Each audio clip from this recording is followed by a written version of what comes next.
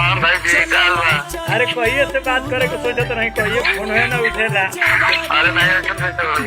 ना call try के वो नंबर जौन रहे वो लागते नहीं के। अच्छा हम नंबर भेज देबो सब। और सब ठीक हो, विक्रम मंच कोई आता ना होता तो बताओते नहीं की जा। आई जरूर एकदम निश्चित आई एकदम एकदम आई निश्चित। भगवान के कृपा से मोटाई के चैनल हो गई, 8 महीना हो गई बा। बहुत बहुत बधाई रोगा के। और तनी से जमीनी स्तर के मुद्दा उदा उठावत है। बहुत सुंदर काम बा, बहुत सुंदर। कहाँ आसन बा अभी? पानी ट्रेन में भैया अभी जाता नहीं मध्य प्रदेश। हाँ अभी ट्रेन में आसन बा। रूम कॉल करी काल ऑफिस में कौ बजे करी? कल करी 8-9 बजे सुबह। ठीक है बा।